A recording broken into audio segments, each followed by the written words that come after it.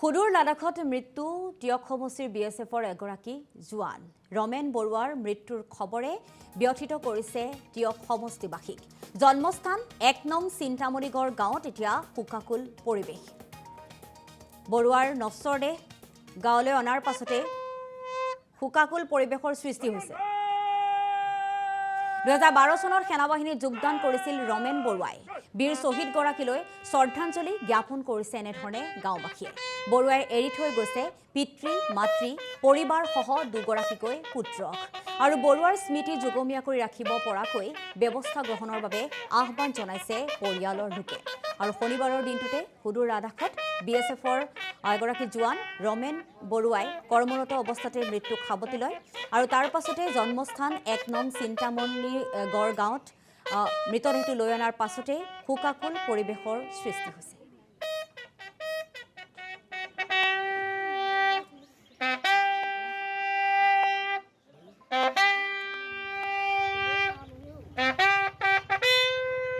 ইমান কম বয়সতে শ্বহীদ হৈছে, মাত্ৰ ৩৫ বছৰ বয়সত দেশৰ কাৰণে শ্বহীদ হৈছে।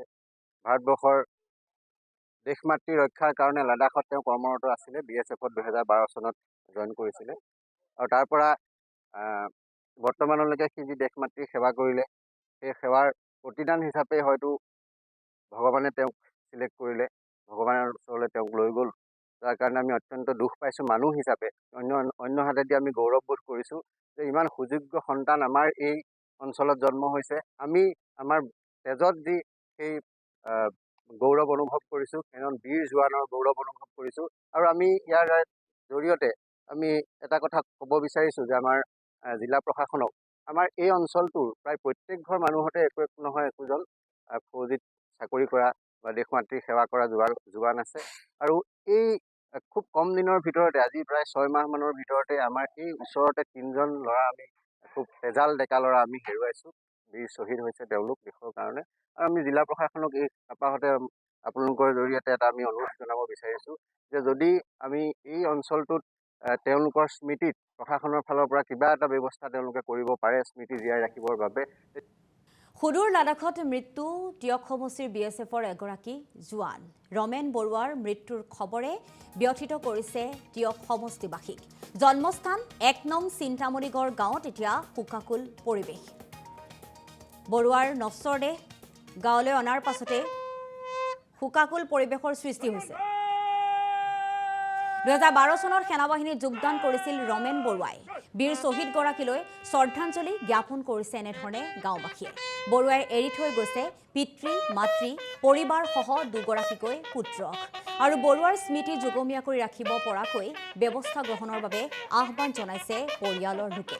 আৰু শনিবাৰৰ দিনটোতে সুদূৰ লাডাখত বিএছএফৰ এগৰাকী জোৱান ৰমেন বৰুৱাই কৰ্মৰত অৱস্থাতে মৃত্যুক সাৱটি লয় আৰু তাৰ পাছতে জন্মস্থান ১ নং চিন্তামণিগড় গাঁৱত মৃতদেহটো লৈ অনাৰ পাছতে শোকাকুল পৰিৱেশৰ সৃষ্টি হৈছে।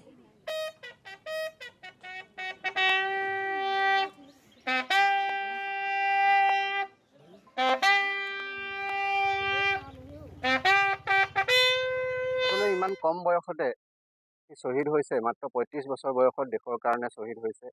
ভাৰতবৰ্ষৰ দেশ মাতৃ ৰক্ষাৰ কাৰণে লাডাখত তেওঁ কৰ্মৰত আছিলে। বিএছএফত ২০১২ চনত জইন কৰিছিলে আৰু তাৰ পৰা বৰ্তমানলৈকে সি যি দেশ মাতৃৰ সেৱা কৰিলে, সেই সেৱাৰ প্ৰতিদান হিচাপে হয়তো ভগৱানে তেওঁক চিলেক্ট কৰিলে, ভগৱানৰ ওচৰলৈ তেওঁক লৈ গ'ল।